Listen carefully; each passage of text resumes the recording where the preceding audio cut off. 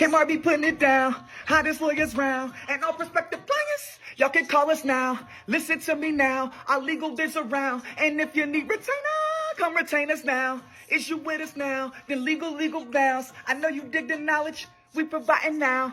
Holla, clients call us now. The clients gather round. Resources inbound. Get your legal. Get your legal. Get your legal. Get your legal. Get your legal. Get your legal. Get your legal. Get your legal. Get your legal. Get your legal. Get your legal. Get your legal. Get your legal.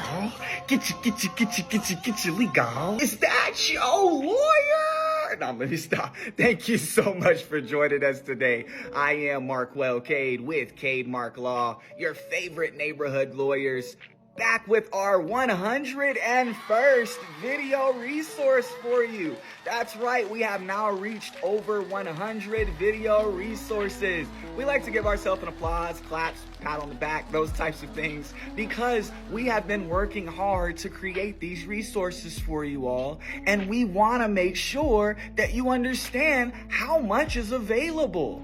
We're on 101 today, and today we're going to talk about 3 things that you should include in a demand letter pre-litigation. Now, for those of you who don't know, a demand letter is a great way to prevent filing a lawsuit against a party that you have a dispute against, and opens up negotiations between the parties so that you can come to an agreement or a solution to the dispute.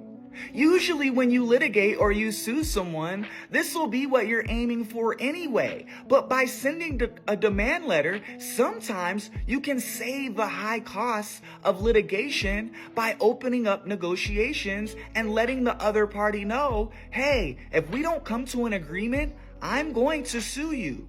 Here are my claims.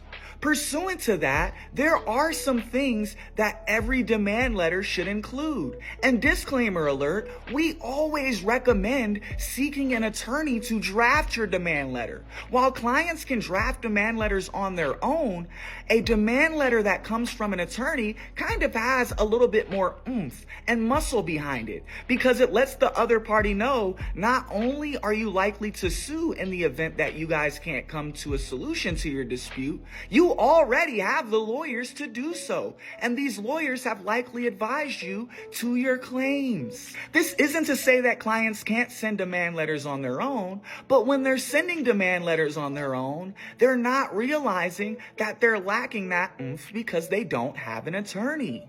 But that being said, if you're a client who seeks to send a demand letter on your own before you retain an attorney to do anything, it's important that you include these 3 things. If you're a client looking to do a demand letter on your own, the first thing that you should include in your demand letter is a background of the facts, a narrative of the case, if you will.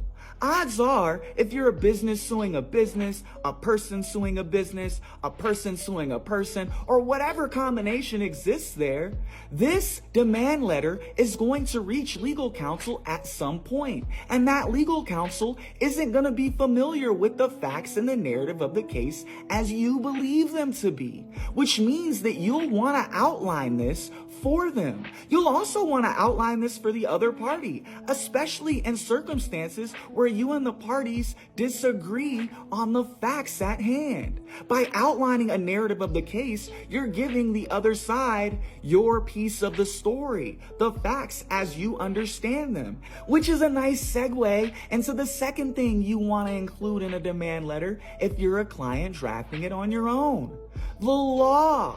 You want to include actual law, not just claims of this was unfair or I felt I was mistreated. You want to actually point to statute. You want to point to law, and you want to apply that law to the facts that you provided the other party in your narrative at the beginning of your demand letter. By including the law, you are strengthening your demand letter by saying, hey, this law exists and I think you're violating it based on the facts that I provided you. So many times clients don't include the law because they aren't lawyers, and that's understandable. The law can get complicated. No client wants to put law in their demand letter and then have that law be incorrect or invalid, or it turns out that statute was repealed. But you want to try to include law because it strengthens your demand letter. It says more than "I was just unfairly treated," and says, hey, there was a violation of law here, which is actionable. There is claims that I can put in a complaint and sue you for. Suing someone for something being unfair likely won't be a claim of action in most cases. This is why you may want to get an attorney to draft your demand letter in the first place. But if you're a client who is insistent on drafting it on your own, try to look up some law. Try to include some analysis of that law to your facts. The last thing that you must include in a demand letter, if you're a client drafting it on their own, is kind of twofold. First, you'll want to request a deadline for response. By providing a deadline to the other party, you're saying, hey, if I don't hear back from you by this date, I will assume that you're not going to respond, that you disagree, or that I need to sue you pursuant to the claims that I outlined here. The second thing that you'll want to include as a part of that last thing is a request for relief, or a demand, if you will. You want to tell the other party what you want. You don't want to just outline facts and law. You want to explain to them, this is the remedy I'm seeking pursuant to this demand letter. You don't want to give them that leeway to come up with the remedy on their own.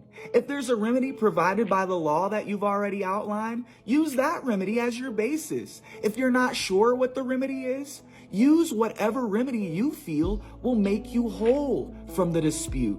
You want to make sure that you include a remedy so that not only is there a deadline for response, you give the party an action item to resolve the dispute. That's all, folks. Thank you so much for joining us today. This has been our 101st resource video. 3 things that you need to include in a demand letter if you're a client sending it on your own.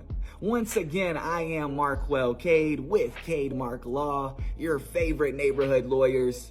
Protect your brand, grow your business. Stay frosty, my friends. We'll see you next time. We hope this was helpful.